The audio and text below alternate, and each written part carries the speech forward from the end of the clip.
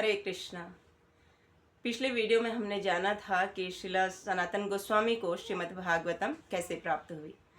तो हमने वहाँ हमारा एंड हुआ था वीडियो का कि सनातन गोस्वामी को नवाब हुसैन जो है वो जेल में बंद कर देते हैं।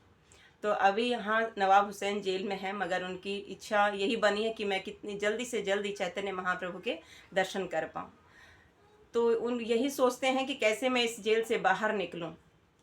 तो श्रील रूप गोस्वामी ने सनातन गोस्वामी को एक संदेश भेजा कि मैंने एक ब्राह्मण के पास कुछ मोहरें रखवाई हैं, तो मैं वो तुम उनसे लेकर उस जेल से बाहर निकल आओ।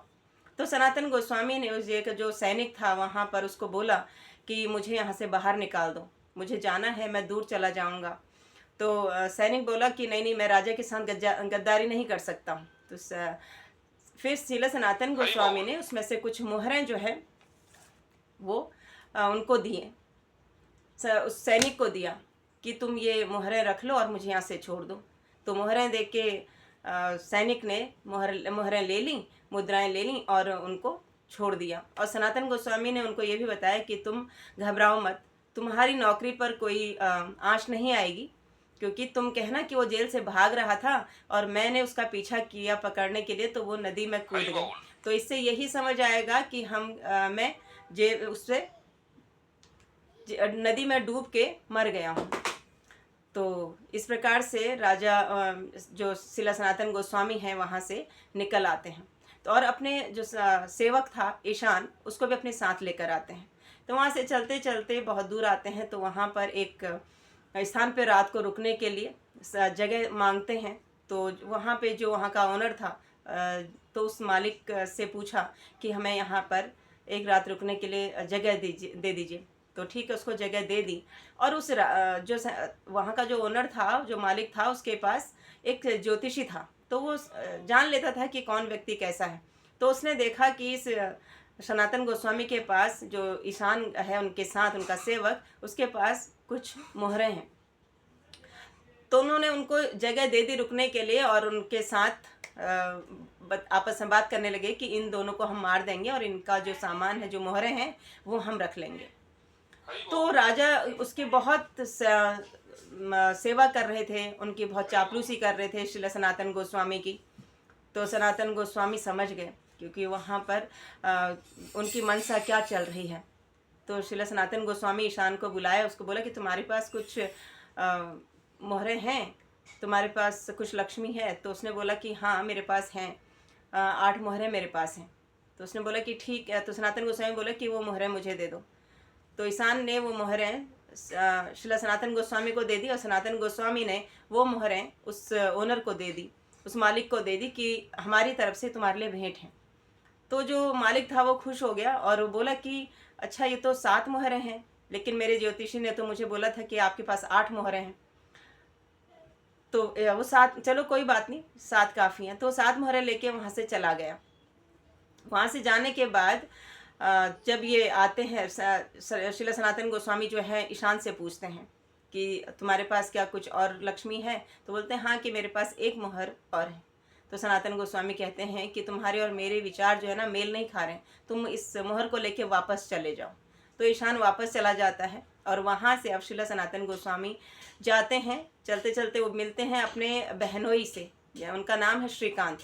तो श्रीकांत जी के पास जाते हैं। वहाँ उनकी श्रीकांत सनातन गोस्वामी की वेशभूषा देखकर चिंतित हो जाते हैं। तो उनको पूरी कहानी सुनाते हैं अपनी कि मैं ऐसे ऐसे जेल से आया हूँ। तो श्रीकांत उनको कहते हैं कि अच्छा तुम कुछ नए वस्त्र पहन लो। तो उन्होंने कहा नहीं नहीं, मुझे वस्त्र नहीं चाहिए, मुझे कुछ नहीं लेना। तो श्रीकांत ने कहा कि तुम यहाँ से और आगे बढ़ोगे तो वहाँ पर बहुत मौसम ठंडा है, तुम्हें ठंड लगेगी, तुम ऐसा करो ये कंबल अपने साथ ले लो। तो सनातन गोस्वामी को कंबल उन्होंने दिया और सनातन गोस्वामी कंबल लेकर चलते बने। वहाँ से जब वो चले, वो वाराणसी के लिए निकले। उन्होंने वहाँ पर सुना कि वाराणसी में श्रील महाप्रभु जो हैं वो चंद्रशेखर के घर पे रुके हुए हैं। तो श्रील सनातन गोस्वामी वाराणसी जाते हैं और चंद्रशेखर के घर के बाहर बैठ जाते हैं और अंदर चंद्रशेखर के घर में चैतन्य महाप्रभु कुछ भक्तों के बीच में कथा कर रहे हैं। तो कथा के बीच में चैतन्य महाप्रभु ने कहा चंद्रशेखर से कि जाओ, बाहर एक वैष्णव आए हैं, उन्हें अंदर लेकर आओ। तो चंद्रशेखर बाहर जाते हैं, वो देखते हैं इधर उधर, उन्हें कोई वैष्णव नहीं दिखता, बस एक सनातन गोस्वामी बैठे हैं और वो सोचता है कि ये कोई मुस्लिम है, ये यहाँ बैठा हुआ है। तो अंदर वापस आकर कहते हैं कि बाहर तो कोई वैष्णव नहीं है। तो चैतन्य महाप्रभु स्वयं उठ के बाहर आते हैं और सनातन गोस्वामी को गले लगा लेते हैं। तो सब लोग देख के हैरान हो जाते हैं। तो चैतन्य महाप्रभु कहते हैं कि यही वो शुद्ध वैष्णव है।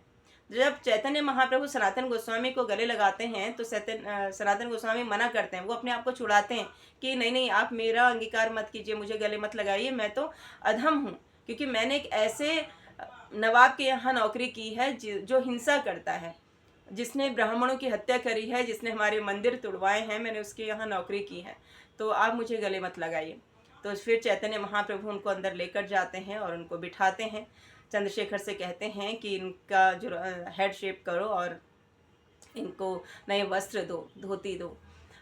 तो सनातन गोस्वामी को लेकर चलते हैं चंद्रशेखर, वो स्नान वगैरह करते हैं, उनका हेड शेप कराते हैं और फिर उनको वस्त्र देते हैं। तो सनातन गोस्वामी कहते हैं कि मुझे नए वस्त्र नहीं चाहिए, मुझे कोई पुरानी धोती दे दो। तो चंद्रशेखर उनको एक धोती देते हैं पुरानी, उसको भी फाड़ कर सनातन गोस्वामी 3 हिस्से कर लेते हैं, एक कॉपिन बनाते हैं, एक ऊपर का उत्तरी बना लेते हैं 2।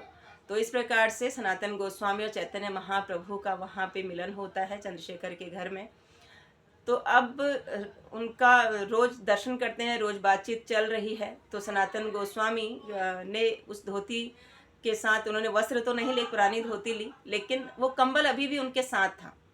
तो ये सब देख के ना, जब सनातन गोस्वामी ने चंद्रशेखर से कहा कि नहीं नहीं, मुझे नए वस्त्र नहीं चाहिए, मुझे पुरानी धोती कोई दे दो, तो ये उनकी ऐसी वेशभूषा देखकर चैतन्य महाप्रभु बहुत प्रसन्न होते हैं। तो चैतन्य महाप्रभु जब भी सनातन गोस्वामी से मिलते हैं तो उनको, उनके जो कंबल है उनके पास, उसको देखते हैं बार बार। तो सनातन गोस्वामी समझ जाते हैं कि इस कंबल को भी मुझे त्यागना होगा, ये महाप्रभु को पसंद नहीं है, तो मुझे इसको त्याग करना होगा।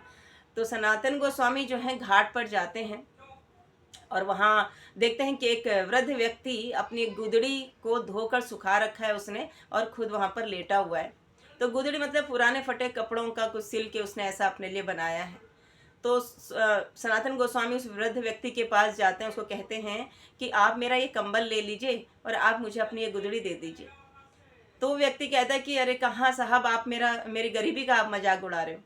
तो सनातन गोस्वामी ने उनको समझाया कि मैं मजाक नहीं उड़ा रहा हूँ, आप ये कंबल ले लीजिए और अपनी ये गुदड़ी मुझे दे दीजिए।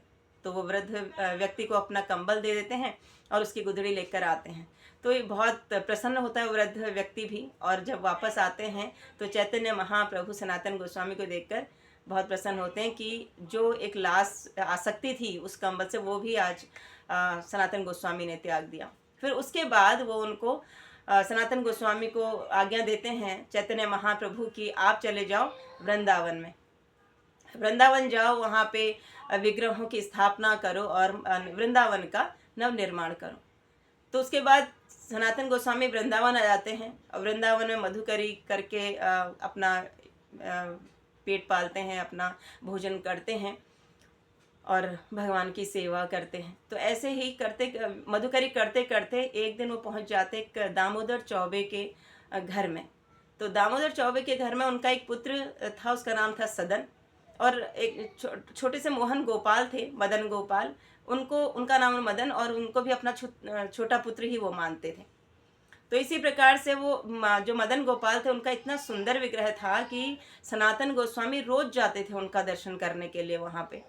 तो एक दिन सनातन गोस्वामी उनका दर्शन करने जब जाते हैं मदन गोपाल का, तो जो दामोदर चौबे की पत्नी होती है वो कहती है कि भगवान की ऐसी इच्छा है कि ये तुम्हारे साथ आना चाहते हैं, तुम इन्हें ले जाओ। तो वो वहाँ मदन गोपाल को चौबे के घर से लेकर आ जाते हैं सनातन गोस्वामी, और जो वृंदावन ब्रज के टीले में वहाँ पर रहते हैं और वहीं उनको स्थापित करते हैं।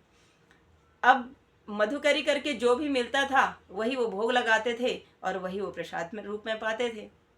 तो एक दिन मदन गोपाल कहते हैं कि रोज तुम ये जो उनको मिलता था मधुकरी में आटा, तो यमुना जी के जल से उसका पेड़ा सा बना के वो भोग लगाते और उसी को पाते थे। तो एक दिन मदन गोपाल जी ने बोला कि इसमें थोड़ा नमक तो दे दिया करो। तो सनातन गोस्वामी कहते हैं कि मैं मधुकरी में जो मिलता है वो भोग लगाता हूँ आपको, आज आप नमक मांग रहे हो, कल को आप गुड़ मांगोगे, है ना। तो इस प्रकार से उनके साथ बातचीत करते हैं भगवान के साथ। तो एक समय क्या होता है कि एक व्यापारी ब्रज में आता है और वो यमुना नदी में उनकी जो नाव थी जो वो फंस जाती है। तो रात का समय था, चारों तरफ अंधेरा सुनसान, एक बहुत दूर एक छोटी सी रोशनी उसको दिखाई देती है व्यापारी को। वो व्यापारी उस रोशनी वाले स्थान पर पहुंचता है वहां से कुछ मदद लेने के लिए, और वहां पे जाके देखता है कि सनातन गोस्वामी है वो अपना भजन कर रहे हैं। तो सनातन गोस्वामी को प्रणाम करता और कहता है कि आप मेरी कुछ मदद करेंगे कि मेरी नाव जो है वो फंस गई है, उसमें बहुत सारा सामान है, तो अगर मुझे बहुत नुकसान हो जाएगा। तो सनातन गोस्वामी ने कहा कि देखो मैं तो कुछ कर नहीं सकता, मैं तो भजन कर रहा हूँ, सबकी मदन तो ये मदन गोपाल करते हैं सबकी मदद, तो आप इनसे जाके प्रार्थना करो। तो जो व्यापारी है वो जाता है मदन गोपाल जी के पास और उनको कहता है कि आप मेरी मदद कीजिए, और मुझे इस व्यापार में जितना भी प्रॉफिट होगा तो उससे मैं आपका एक बड़ा भव्य मंदिर बनवाऊंगा। ये प्रार्थना करके वो वापस चला जाता है अपने नाव के पास। तो वहाँ कोशिश करता है तो उसकी नाव निकल जाती है। फिर उसमें जो भी उसको प्रॉफिट होता है तो उससे वो राधा मदन मोहन जी का मंदिर भव्य बनाता है, जिसके आज हम दर्शन करते हैं वृंदावन में।